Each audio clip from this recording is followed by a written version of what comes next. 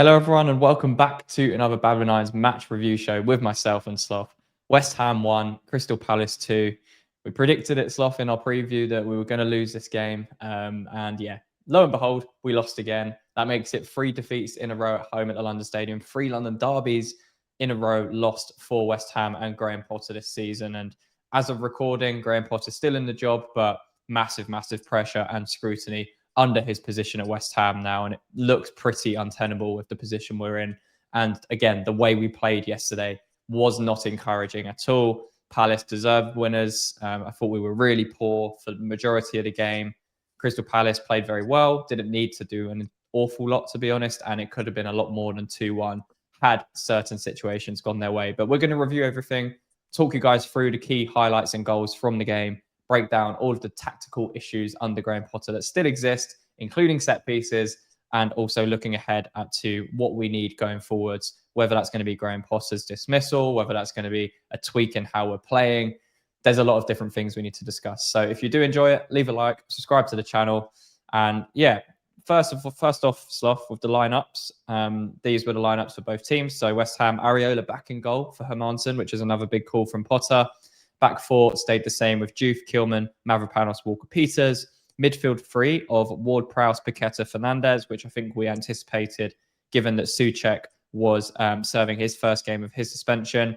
And then the front 3 was actually Somerville, Bowen, and he went with Wilson over Fulkirk up top. Was there anything in this lineup that surprised you or you disagreed with going into this game? Nothing surprised me.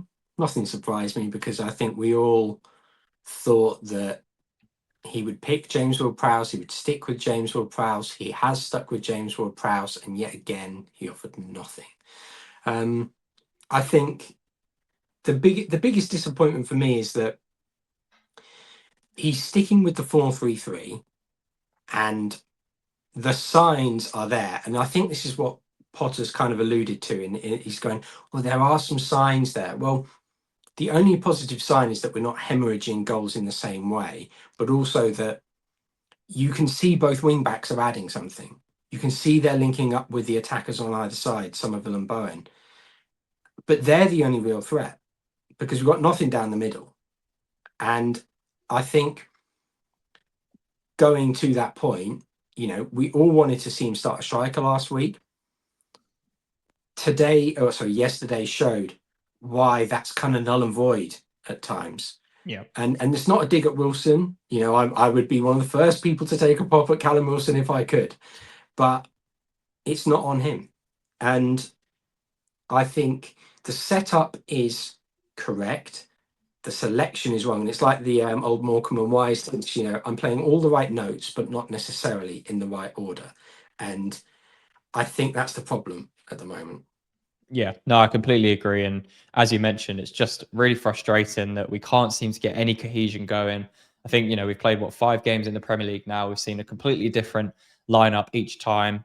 And even, with Areola coming back in goal for Hermansen, those two have interchanged over the last 5-6 games in all comps quite a lot, which again kind of signifies there's a lack of confidence and a lack of understanding as to what direction we're going in under Graham Potter, which is another issue. But let's take a look at the stats before we go through the goals and break down the issues that we saw throughout the 90 minutes against Crystal Palace as well. On the left-hand side, you can see there, so we had 57% possession to Palace's 43, which we expected. Our expected goals just 0.66 to Crystal Palace 2.31. So again, the quality of those chances for Crystal Palace much higher. 18 shots to our 8. Again, we're the home team, just to reiterate. 3 shots on target each. 4 big chances for Crystal Palace to our 1. 1 big chance missed for West Ham, 2 missed for Crystal Palace. We had more passes, committed more fouls, and had a same amount of corners. And you can see that in a momentum graph between the 45th minute and the 90th minute going forwards as well. But to be honest, it wasn't a great performance, was it, Slough? And I thought we've done this in a few games now where the first 5 minutes, we've started quite positively. We've looked quite energetic. We've tried to get on the front foot. And then we've sort of just started to sit back and kind of go into a lull within the game. And we always let teams then take control of what's happening. And that's exactly what happened with Crystal Palace. I thought they were very comfortable. I thought in the first 10, 15 minutes, we had a very clear problem with our midfield. And again, you've mentioned James Ward-Prowse there. he cannot play as the lone six. I don't know why Graham Potter continues to try to do it. Just because he thinks maybe he's our best technical on the ball midfielder that can play in that sixth position. I don't know why he's doing it, but we're just getting exposed. And I think within the first 10, 15, 20 minutes, I think there was 5 occasions where Crystal Palace got in between our lines, between midfield and defence, and caused us real issues, whether that was Pino, whether that was Mateta dropping in, whether that, it could have been anyone for Crystal Palace. They were just breaking through that midfield line too easy because there wasn't the cohesion. There wasn't that anchor point for West Ham. And oftentimes, Crystal Palace just made a 5-on-4 going forwards because we had such structural issues dealing with that. Is that more on the positives for Crystal Palace? Or again, does it allude to the fact that Graham Potter doesn't know how to set up this team? And if he's continuously picking someone like James Ward-Prowse to be that anchor point, there's going to be issues like this to keep cropping up because he can't do that position. I think it's a combination of both. And I'm not taking anything away from Crystal Palace. I think that they were by far and away the better team yesterday, and they were frugal with their chances, but I'll go into why I think that was in a little bit. But when they scored their second goal, it was their second shot on target. That's how clinical they were, and that's how clinical sides are at this level. And I think that when I mentioned them taking their chances or the positive side of their play, the thing that was missing yesterday was a player like an Elise or an Eze. And I know that's that's obviously a big miss, but Palace had so many chances where they were playing passes into the feet or in space of behind our defenders, but it was just the quality of the pass that was off. And if that quality had been there, it would have been, a cricket score. And I think this is what worries me about Potter's assessment of the game, is where I mentioned the Spurs game, and he was saying, "Oh, there's positives to come from that." Well, people were telling me, "Oh, they had 13 corners. We only conceded 1." We were lucky we didn't concede 2. And at this level, it doesn't matter. It's irrelevant. They could have 15 corners. You defend them as well as you can. We cannot defend corners. We cannot defend set pieces in general. But also, we're finding it really hard to track the runners. And going back to that point about the quality passes, Adam Morton's passing to Kamada for their second goal. It's a carbon copy of what we saw for the third Spurs goal, I think it was, when we spoke about that. Yeah. And then misjudging, Mavropanos misjudging the flight. We'll go into that in a bit later. But that's a moment of quality from a pass that creates a chance, which they take. And if they had a quality player like an Eze, as I mentioned, we would have been well out of sight. Like they'd have been long gone in the first half. And it's not because we're doing anything well that we're in these games. It's because the other teams aren't taking their chances, or like the Spurs game, they're not being forced to work. Crystal Palace were trying and they were pretty lively. However, they did let us get a bit of a foothold in the game. And you can't really say the same for Spurs last week. It wasn't that case. We just didn't show up. Spurs didn't have to try. This week, Crystal Palace were industrious, but that little bit of quality in the first half was kind of not there. So I think it's really worrying when you have a manager going, there's positives to take from this. Well, when you concede so many goals, and basic goals as well, we keep going back to this point of basic defending, misjudging the fight of the ball. It was something that I was constantly on Naya Aguerd about. I'm going to have to be constantly on Mavropanos because, again, it's misreading the flight of a ball. But these are basic things which defenders should know how to do, or shouldn't have gotten to this point of their career. And we're going, he's misjudged that. Doesn't happen that often. And it starts creeping into his game. Yeah, I do agree. I think, as we mentioned, the first half, we just lacked. I think we've got a consistent pattern of lacking quality or lacking any idea of how to break teams down. And, it's been a recurring issue, not just under Graham Potter, but, for over the last 2 or 3 years, we've really struggled to break teams down that are happy to sit in that defensive block Obviously, Crystal Palace playing that back three with two midfielders, and it just defended those central areas really, really well. So again, you're then placing further emphasis on the likes of Somerville and Bowen to do stuff, but then they were doubling up 2v1 in those areas. And there's just a lack of creativity coming from even yesterday, you know, when you've got Paqueta and Fernandez as your 2 8s, you're expecting a little bit more. Thought Paqueta was awful yesterday, couldn't place a pass at all. There was just so many individual mistakes happening for West Ham. And as soon as things like that happen, it just flattens the crowd, it flattens the game. And to be honest, it just decreases the confidence of this team that is already lacking confidence. But we've spoke about set pieces. It's been the recurring topic across every single social media platform of West Ham and how poor we've been so far from set pieces this season.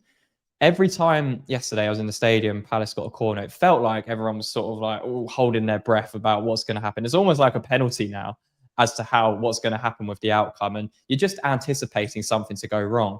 And Palace had a few consecutive corners before their first goal. And then obviously the goal does come from a corner, which we wanted to kind of highlight here. So 36th minute, we can see what Crystal Palace are doing here. So what they do very well, to be fair to Crystal Palace, is they're very smart with what they do. So Adam Wharton, you can see that is circled there, blocks off Diouf. So Diouf is marking Gahey at this point. He blocks him off, and then that allows Gahey to run around the back of Wharton, and then he's basically free, which you'll see in the next screenshot here. So again, Wharton's blocked off Diouf. Kyle Walker-Peters is kind of just standing in no man's land, and Gahey's then got a free run onto the header, which we'll see here. So firstly, it's nicely worked by Crystal Palace, but again, way too easy for from West Ham's perspective. And then this one here, yes, the player's got a run on you. I appreciate that it's more difficult to defend this situation when a player's got a run on you. But we've spoken about Kilman before. When he jumps, it's like he's stuck in mud.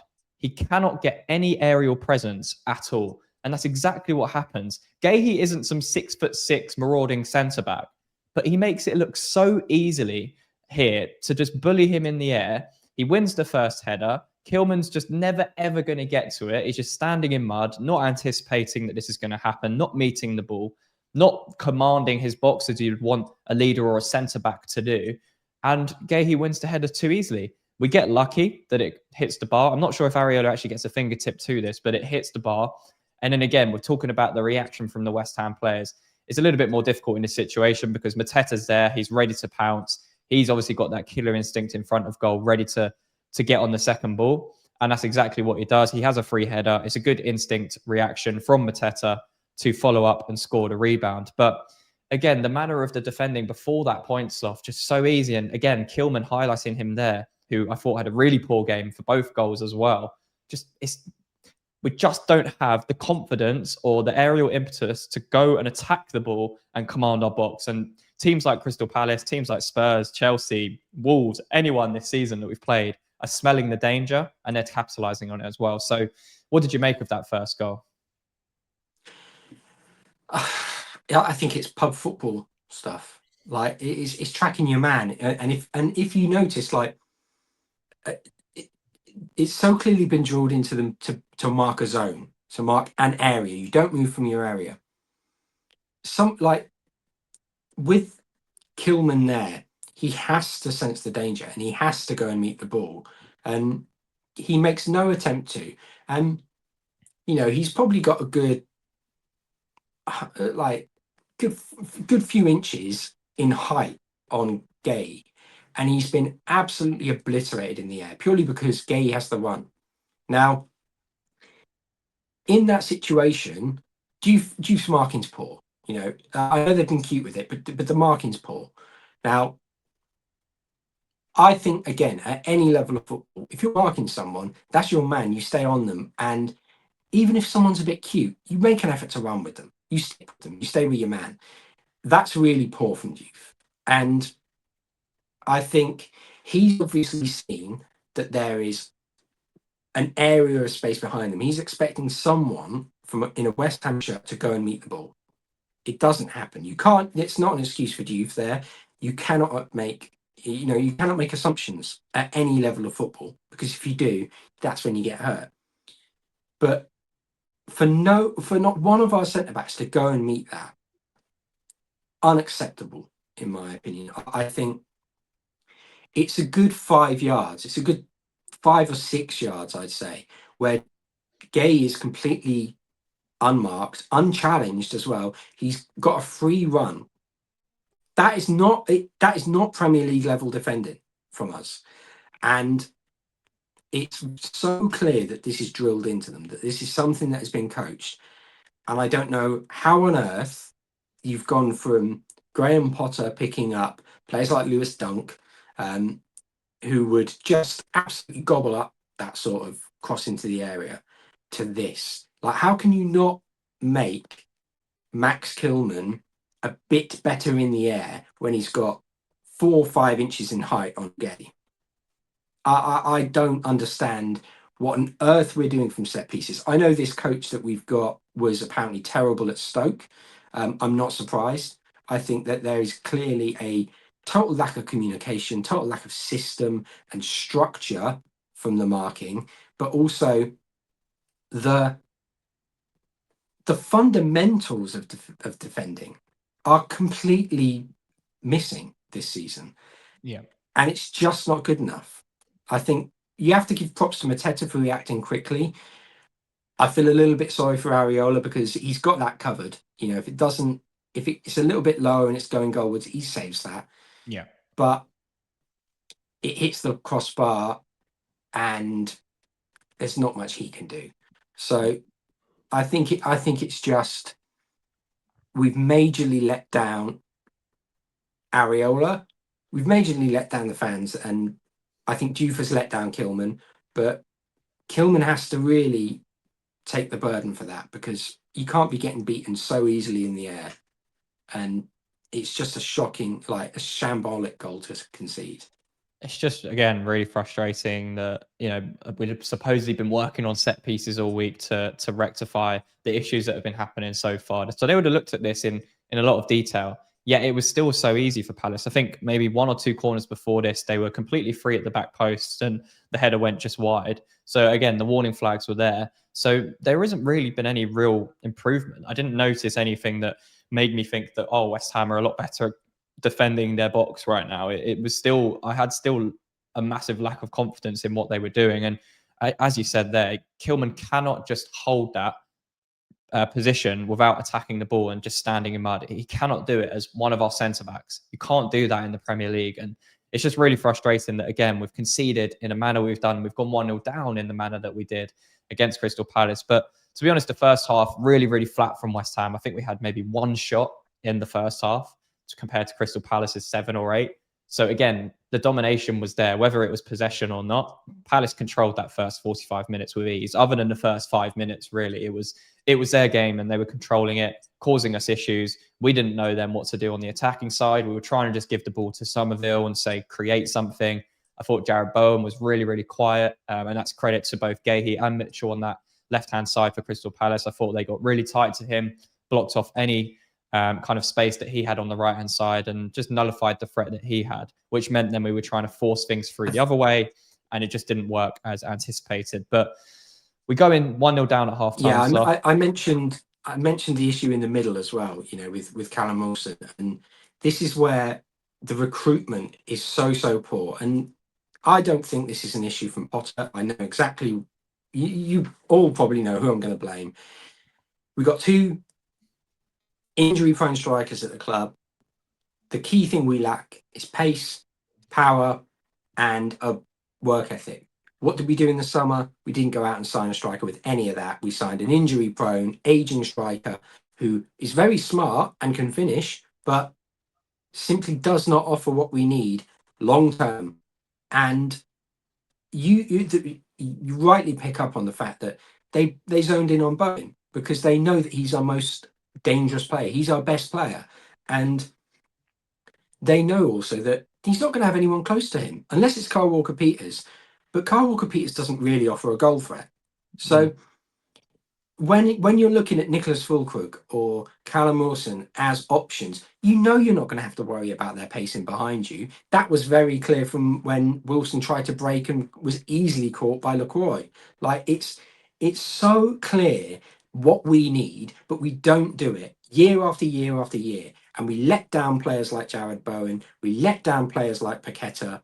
and we constantly let down the fans because we don't address these issues. And if Graham Potter is a part of that because he was happy with our striker options, that's another reason why he has to go. Yeah, I mean, I do feel for Potter because obviously he wouldn't have picked Callum Wilson to be a striker this summer to come in. I'm 99% sure of that. But Yeah, again, it is the situation. So yeah, I completely agree with your point there in terms of the recruitment because it's not been good enough, and it's very evident when your two strikers are Fulkrug and Wilson that it's not good enough. It's not Premier League teams know level how they can strikers. play. Yeah, Teams know how they can play against you, and they know that if you've got pacey wingers, well, they're probably going to sit out wide, and all they have to do is double up on you because your striker isn't going to offer much in the way of movement. exactly.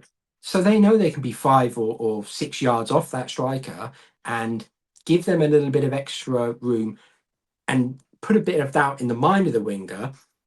So it's about the fact that we simply can't rely on our strikers to offer much more of a goal threat beyond being cute, smart, or physical in the sense that they're a bit of a battering ram. And Callum Wilson's the only one who's offered any of that this Yeah. season. Yeah, no, completely agree. And, we've spoken a lot about Jared Bowen this season, how really he's the main threat for West Ham. And second half, I was surprised we didn't make any changes, but we went into the second half with the same 11 as the first half. But we actually started quite well in the second half. I thought the energy and the tempo of the West Ham movement, the way we were passing the ball was a lot better. Obviously, just prior to that, I think a minute into the second half, they did hit the bar from about 2 yards out. So we massively got a stroke of fortune there. And that was almost a wake up call for us. So we should have been 2-0 down by this point anyway. But the response was good at that point. I thought we were probing. I thought we were creating a bit of pressure onto Crystal Palace, which we hadn't done in the first half at all, really. And that kind of accumulated in a couple of set pieces. We got a couple corners. The crowd was up. The crowd was clearly behind the team at that point. And then, yeah, we managed to get the equaliser, which was pretty poorly defended by Crystal Palace. But again, we're looking towards someone like Jared Bowen, who didn't particularly have a great game yesterday at all. But again, he's the one that's coming up with the goods for West Ham. And again, it's a simple corner. We try something that looks like a little bit different. So what we did was gathered everyone towards the back post. And then as Juve makes the movement towards the ball to bring in, to whip in the corner, Paqueta and Bowen both go a little bit shorter. So Bowen goes to the near post. So I think Crystal Palace are really anticipating this going towards the back post because that's where our biggest aerial threats are, or kind of imposed aerial threats are with the likes of Kilman and Mavropanos and, yeah, Wilson at the back post. But we go short. And Bowen just finds that space here. Again, Crystal Palace are happy to kind of sit in their zonal marking here at the front post. No one really follows the run of Bowen, so he just sneaks into a nice area. And it's a really nice finish, to be honest. It kind of glides his header across goal. I'm surprised it went in from where he is right now. But again, we know Jared Bowen's actually quite good in the air. And he gets a nice flick on here, directs it towards goal. I don't even necessarily think he's actively shooting here. I think he's just trying to glance it towards goal and hope someone gets a nick on it. But it goes through. It goes through the bodies of Crystal Palace. It goes through the West Ham bodies. And we find ourselves back into the game in the 48th minute, 49th minute. And at that point, you're thinking, okay, 1-1, chance to reset. The crowd's up. Time to put a bit more pressure onto Crystal Palace and really go after this game.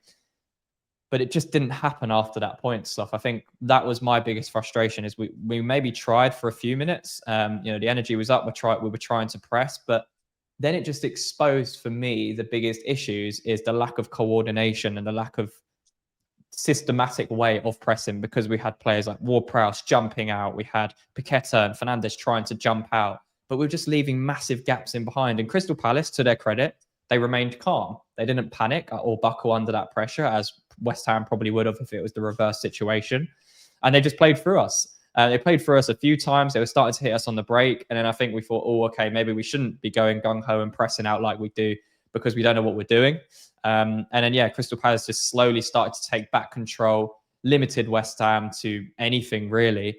And we really started to struggle. But what did you make of that next period? Obviously, got the equaliser. Were you thinking, okay, let's take control of this now and try and put Crystal Palace under a little bit of pressure? And then, yeah, what were your thoughts immediately after that didn't happen and Palace started to take back control? I think it's so predictable in the sense that we have this strange press that has no coordination, has no real intensity either. You know, beyond Somerville, Bowen, and our wing backs, we don't really have pace in the press. You know, Fernandez and Paqueta, they offer work rate, but they're not pacey. So you have this press which is all disjointed, but there's clearly no organisation there. And against players like, you know, Muniz, Gay, who can beat a press, Lacroix, who's incredibly quick, players like Wharton as well, who are really press resistant, you know, it's irrelevant. You can't do a half-hearted press against them. They will hurt you. You need to play like a David Moyes style. If you're good, if you don't have the pace across the pitch, you need to utilise the pace you have. And this is where I think Graham Potter is making such a rod for his own back, where he's trying to implement a style of play for players that he doesn't have. And you mentioned how Paul Paqueta was, and I completely agree. And I think when you look at the way he's trying to play, Paqueta's almost like the antithesis for that. He's the sort of complete opposite, where Potter's all about retaining possession, moving the ball, and utilizing the space when you can get it. Paqueta's about finding the passes into those spaces when players can go out of a position and find that spark. It again ruins the press if you've got a player like that who's going to go, I'm going to dink it over, and I'm going to look for that space, because it's about retaining the possession in Potter's system. And I just knew what was going to happen, because first of all, I mentioned that we didn't really have a threat up top. It was pretty anonymous yesterday, and I think as soon as we got one level, I was thinking, right, maybe we can get a point. Maybe there's something we can try and do here. But again, I have no confidence when I look at the substitutions that are made, or I look at the way we're playing, and I see James Ward-Prowse on that pitch. And look, I probably seem like I'm just incredibly anti James Ward-Prowse. I'm not like, you know, get him out my club. I'm not like that. But I just think that when you're picking a player like that, and you know the weaknesses that they have, and the fact that he's not a six. He's not been a six for a good 5 years. It's certainly not been a six while he's been at West Ham.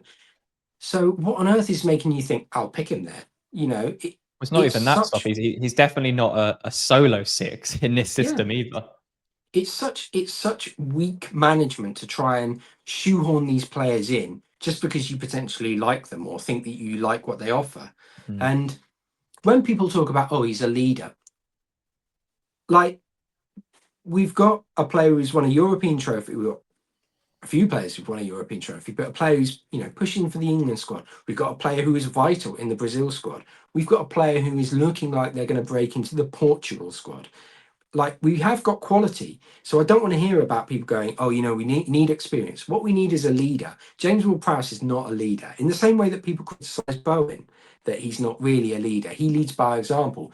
Well, if James Ward-Prowse leads by example, then you know, that is the final nail in the coffin, because he's doing nothing. And it's Well, for me, Slough, it's not even that's not even a James Ward-Prowse issue. I think the entire squad lacks leaders on that pitch. yeah, And it starts with the defense. It starts with the core of the team. How much confidence do we really have, whether it's Hermanson or Areola in goal? How much confidence do we have if it's Mavropanos, Kilman, Tadibo as our centre backs? How much are they really commanding and shouting? Look at someone like, again, it's maybe not the fairest comparison, but look at someone like a Van Dijk. Look at someone like a Gabriel for Arsenal, constantly screaming and ushering players around and organising things. They're constantly doing it. If you watched a game, if you watch a Liverpool or an Arsenal game, for example, watch a West Ham game, watch Kilman for 90 minutes and see how much he does that. yeah, And we're going to get onto the second Palace goal in a second, which kind of alludes to that. But there's a lack of leadership across the pitch, which is a huge issue. And that's then seeping in. And again, as you mentioned, it shouldn't be on James Ward-Prowse to play as the lone six. I don't think James Ward-Prowse should be playing in West Ham starting 11, full stop. But he most certainly shouldn't be playing as West Ham starting six in this system. That's a Graham Potter pick, and that's a Graham Potter issue.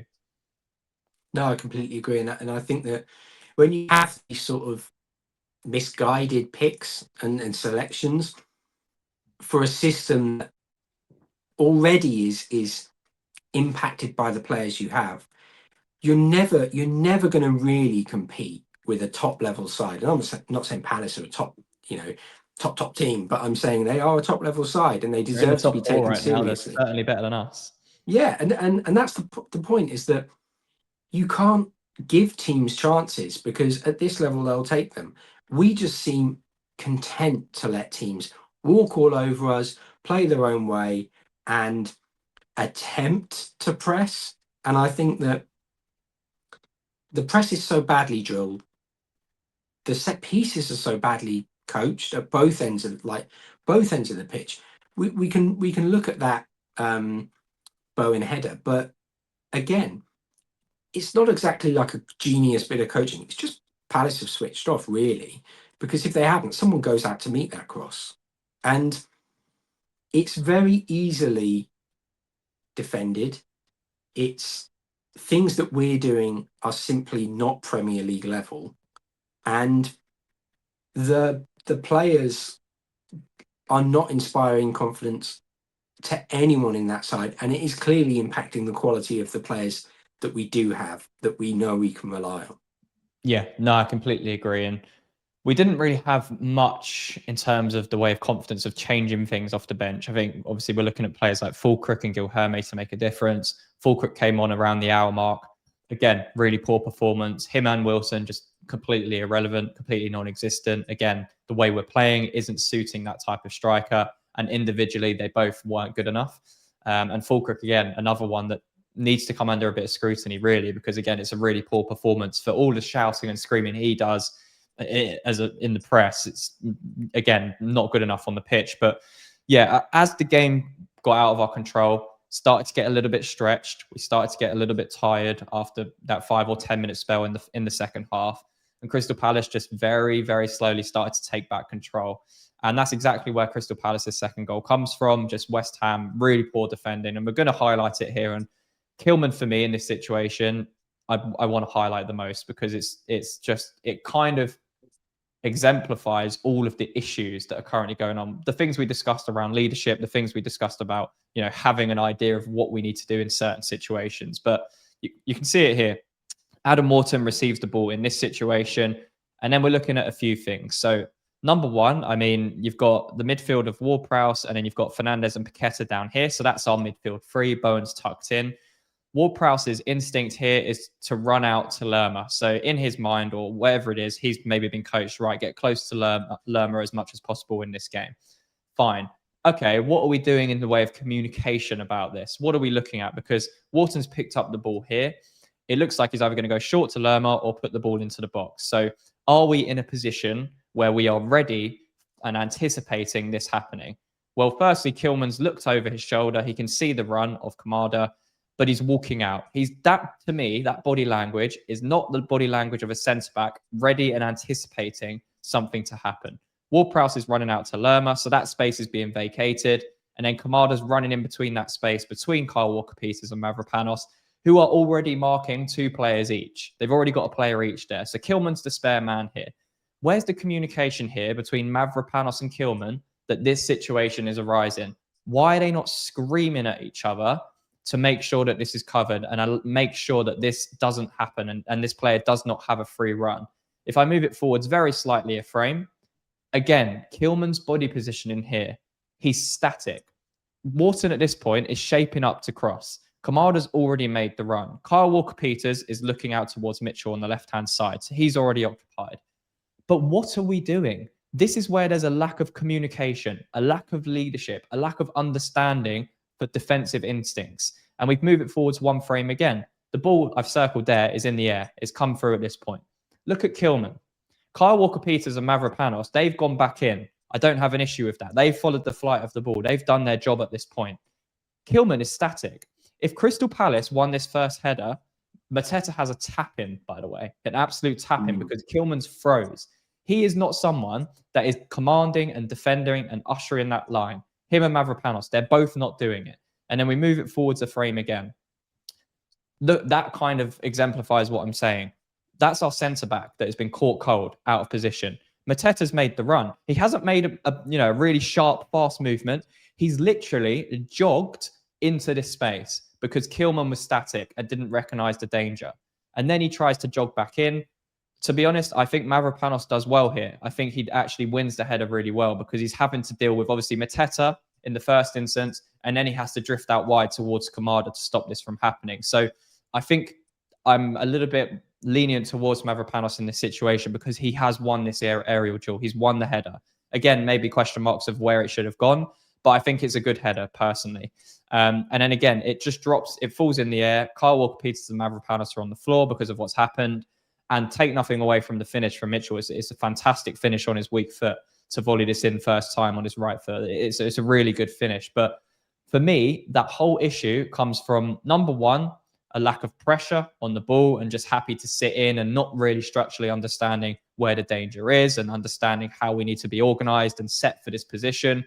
Number two, more importantly, is the lack of communication across the back line and the lack of taking authority and taking control of the situation, whether that's Kilman, whether that's Mavropanos, whoever's playing in that centre-back position, they have to be talking. They have to be communicating. And Kilman, I'm absolutely going to be massively going at you here. Look at his body positioning. He's just not set for it. He's your centre-back, by the way. And he just lets Mateta just walk in like this. Again, the goal doesn't come from Mateta in the end, so maybe it's not highlighted as much. But that to me encapsulates and shows the bigger issues of what's happening here, that the entire unit, the entire defensive unit for West Ham doesn't work. And the players have to take responsibility. But again, is Graham Potter screaming on the touchline for them to talk? No, he sat there like that with his arms crossed, having a little look, looking down.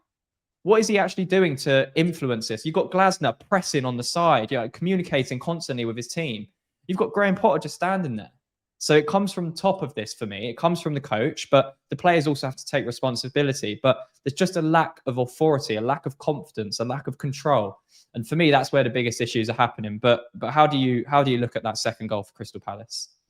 No, I completely agree. I do think that Kilman is a huge issue there. I think the header from Mavropanos is poor.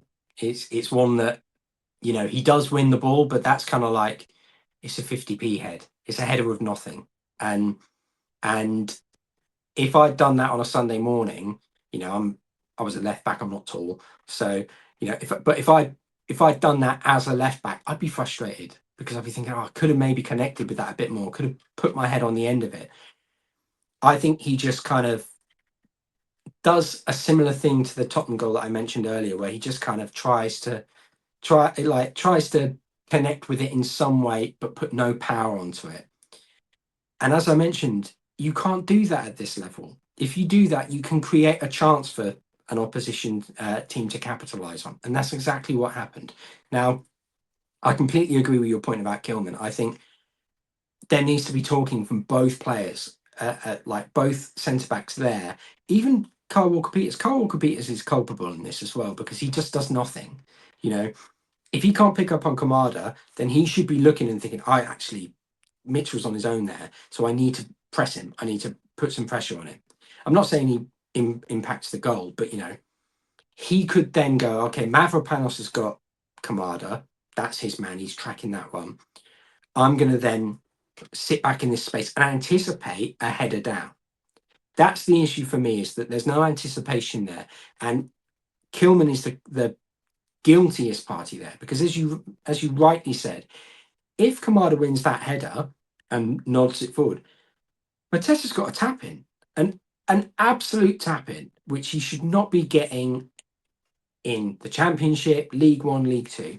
He shouldn't be getting that at any level of football. And we hear about Max Kilman being this great success story of, he's climbed up from the lowest leagues of English football. He's defending like he's in the lowest leagues of English football at the moment. That is shambolic stuff. It's basic reading of the game. If you can see that Wharton has got so much space, you anticipate he's going to deliver a ball into the box. You track the runner next to you. This is terrible defending from so-called Premier League and even international. Mavropanos is a Greek international centre-back. It's not good enough. And take nothing away from the finish from Mitchell. I do think that Kyle Walker-Peters should be looking at him and at least be a bit more aware that he can press him if that ball is won by Mavropanos or simply knocked up into the air like it was, because there's no direction on that header. It's simply up in the air. And that's my one sort of criticism of Mavropanos there. He gets lost under the fly and he just tries to get ahead on it. And it's kind of a needless header, because as we saw, if he doesn't connect with it, Kamada probably knocks it down to Mateta. But he does connect with it, and he gets nothing of any meaning on it. So it goes up in the air, loops down, and Mitchell hits it. So I think it's terrible reading of the game, but also there's clearly no defensive drills there. There's no. I go back to the cliche of Arsenal's offside trap, raising the hand, and everyone going to the line. There's no anticipation that a ball's going to be delivered and catch someone offside. I know Kamada's running towards, but there's no planning for that. There's no anticipation that, oh, actually, I should track this runner. Like with Kilman, oh, Mateta's moving, I'll track him, or I'll try and sit behind him and see what happens, so I can get something on the end of it if it's knocked into his path. And it's not only costing us goals week in, week out, it's costing us points. And that's unacceptable. Yeah, exactly. And after that point, Crystal Palace had complete control. We didn't really create anything at all. We were trying at points, but it just wasn't happening. I thought Magassa coming on, I thought he had a really poor performance. It just didn't look like he knew what he was doing out there. Well, he was put in the 8, and he's never been an 8. He's a 6. It's just so naive, and it was quite rightly met with very loud boos. The decision to take Fernandez off for Magassa instead of James Ward-Prowse is an absolute stinker of a decision. That is a sackable offence, in my opinion. The crowd, I think the crowd lost him at that point. I think that obviously the chance of you don't know what you're doing, and even you're getting sacked in the morning from the West Ham fans kind of encapsulated that. But it was just really poor across the board, and we lacked anything from that moment forwards. Palace had complete control. Never did I think we were going to get an equaliser in the game. It finished 2-1. And now there's massive pressure on Graham Potter because we've lost 3 home games in a row, 3 London Derby home games in a row. We've picked up just 1 win this season away at Forest in the league. We sit in the relegation zone, and things don't get any easier. We've got Everton away next on a Monday night, then we've got Arsenal away, then we've got a big game at Brentford at home, which is likely going to be the boycott game. So again, we don't know whether Graham Potter's going to be in a job by the time we play Everton. Again, nothing's been confirmed as of recording this, but I mean, I'd anticipate that he's not in the job. But any final thoughts on the game, Slough? Because I know we'll probably do some separate videos this week around the managerial situation and obviously what happened with the protests. But in terms of the actual game, any final thoughts on the 2-1 defeat to Crystal Palace? Just terrible on so many levels. As I mentioned, we're completely toothless up top. So quite why he's still sticking with Fulkrug as an impact player. Fulkrug's been anonymous all season. I don't like to be too harsh on players, but when someone is so vocal about, we've got this team spirit and we need to work hard and we need to be there for the fans, then do it yourself. Show up. You can't just go, oh yeah, we're doing really well and we want to turn things around, and then do nothing. Impact in nothing, in no way at all. I think there's major issues at West Ham at the moment, and Graham Potter is not the man to fix them. I think. Agreed. I would have loved to have seen us go out in the summer and give him the team that he wants. Go out and get someone like Webster or the sort of big cliche centre back that he used to really like at Brighton. I'd be more than happy to see him sign a load of Scandinavian youngsters and see what he wants to do. That's not happened because David Sullivan is a terrible owner, a terrible football person. He's got no clue. He's got absolutely zero clue about anything other than agent recommendations and, you know, potential write-offs that he can get in a deal. That's it. But I think to go into this season so spinelessly, you know, Graham Potter. If I was a manager and I've been so let down by my owner, I'd at least be addressing it in the media and saying, look, we didn't get the players we wanted. We didn't get the players we wanted, but here we are, and I need to fix that and show what I can do as a coach. You know, be upfront with the fans. Be honest. Not there were good things there, and you know, there are signs we can do things. I've been working on this all week. How you can work on anything all week or for the past few weeks and look so bad at it still sums up your performance in the job for me. Yeah. It's not good enough. And I think there, as I said, there needs to be major changes at West Ham if we want to get away from whatever kind of hellish rut we're in. Yeah, completely agree.